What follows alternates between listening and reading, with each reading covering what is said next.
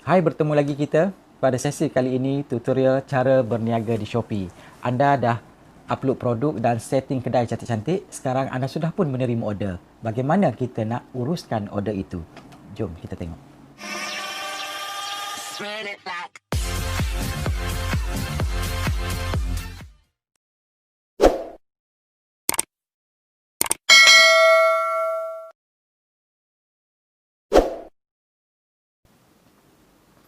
Okey, hari ini kita akan teruskan tutorial kita bagaimana kita nak arrange shipment ataupun nak proses order yang telah pun kita terima daripada customer. Kita klik bahagian my order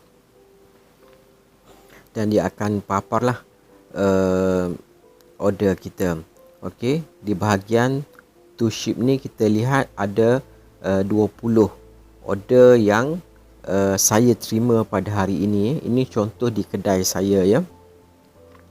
Jadi to proses 14, proses 6. 14 ni bermakna saya belum arrange lagi. 6 saya sudah arrange dan sudah dapat tracking number. Okey, dan maknanya saya sudah print. Okey. Bahagian to proses ni ini adalah barang-barang yang telah pun diorder oleh customer dan saya belum arrange lagi. Okey, di waktu ini kita juga kena tahu sekiranya customer cancel order dia, tak perlu approval daripada kita. Okey, bila kita dah arrange, kalau customer cancel perlu approval daripada kita. Okey, kita tengok di sini barang yang diorder ini adalah satu ya, dia tunjuk kuantiti satu, jumlah bayaran dan juga bahagian to ship ni di sini dia memberitahu bahawa kita perlu ship order ini dalam masa 2 hari. Okey, oleh kerana kita set produk ini bukan pre-order.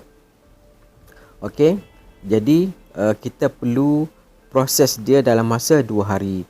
Kalau kita proses selepas 2 hari bermakna kita sudah lewat dan ada point ya, ada persen kelewatan kita direkod dalam Shopee. Okey, dan di sini ada dia memilih Courier JNT dan di sini ada perkataan arrange shipment. Jadi untuk kita arrange yang ini kita akan klik arrange shipment. Okey, dia akan paparkan di sini dia tulis I will draw off. I will draw off ni bermakna kita kena hantar parcel kita ini ke cawangan JNT selepas kita proses, siap proses lah. Okey, jadi satu lagi option yang biasa keluar ialah arrange pickup. Okey, di sini tak keluar perkataan arrange pickup sebab kedai saya ni memang sebelum ini dapat. Okey, kita arrange pickup tetapi oleh kerana tidak memenuhi syarat untuk pickup, jadi dia kembali kepada I will drop off sahaja. Okey, syarat untuk kita barang kita di pick up oleh courier, kita mesti mendapat 150 order sebulan sekurang-kurangnya ataupun purata 5 order sehari. Jadi saya ni Shopee dah tarik balik pick up service kerana saya ada tutup kedai masa raya itu seminggu. Jadi tidak mencapai target bilangan order yang telah ditetapkan. Apabila kita dapat kembali bilangan order ataupun target 150 order sebulan tu, maknanya Shopee akan tawarkan kembali untuk kita arrange pick up. Jadi courier akan datang pick up lah. Okey, jadi kita akan tekan di sini, kita confirmkan dan tracking number akan dipaparkan. Ya, ini tracking number JNT, di mana di sini dia ada bagi tahulah ya tempoh masa ya untuk kita proses ya, dan kita diminta print ya dalam saiz di sini ditulis A6 ya, A6. A6 ni sebenarnya saiz therma printer ya, di mana therma printer ni dia menggunakan stiker bersaiz A6. Jadi kalau kita print biasa, kita gunalah kertas A5. Okey, kertas A5 ni separuh daripada A4. Okey, kita attach away bill kita dalam parcel kita tu, dalam poket ya, biasanya ada poket parcel kita, dan kita perlu drop off di point JNT. Di sini dia tulis 2 hari bulan 7 ya. Saya arrange ni pada 29 ya.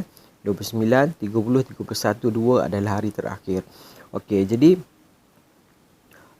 selepas kita dah tekan print, okey, maka dia akan tunjukkan away bill kita, okey, dalam bentuk PDF, di mana waktu ni sudah bersedia untuk di print lah. Okey, kita akan tekankan butang print. Okey, inilah bentuk away bill kita ataupun consignment note kita, iaitu untuk JNT. Dan pastikan sebelum kita tekan print, kita pastikan kertas kita setting kepada kertas A5, dan kita mesti menggunakan kertas A5 pada printer kita. Jadi dia akan print saiz A5 pada kertas yang bersaiz A5. Okey. Sekarang ni, tadi kita arrange shipment satu-satu, maksudnya bagaimana kalau semua order ni kita nak arrange sekaligus. Okey, kita nak arrange sekaligus, kita tak buat banyak kali. So di sini kita tekan balik kepada ship order. Okey.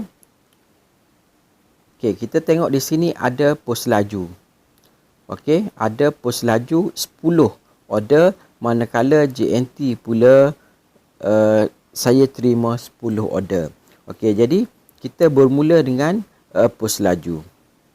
Bila kita klik pos laju, kita akan lihat barang-barang yang diorder menggunakan kurier pos laju. Jadi kita klik pada yang atas sekali dan dia akan highlight semua order kita yang belum kita print. Yang mana dia tak klik tu maksudnya yang tu saya dah arrange sebelum ni lah.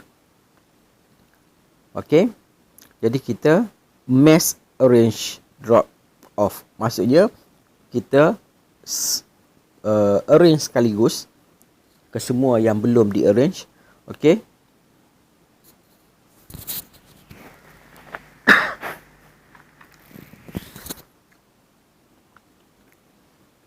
Jadi selepas kita arrange, dia akan keluarkan semua away bill tu dalam bentuk PDF ya. Kalau tadi kita print, kita arrange satu, dia keluarkan satu.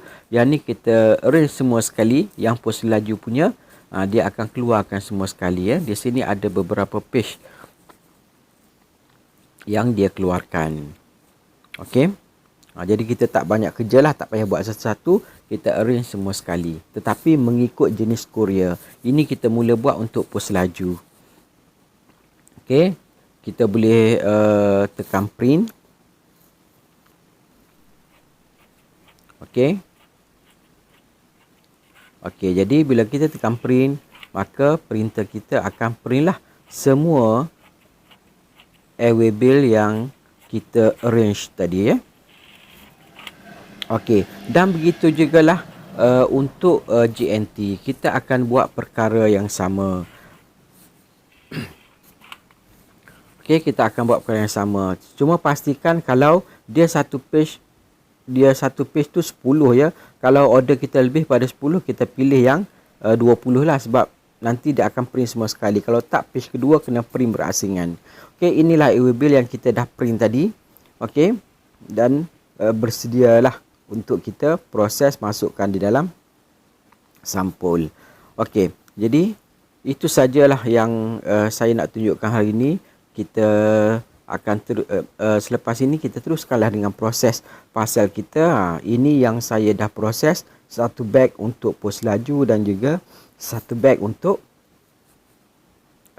JNT. Jadi itu saja, terima kasih.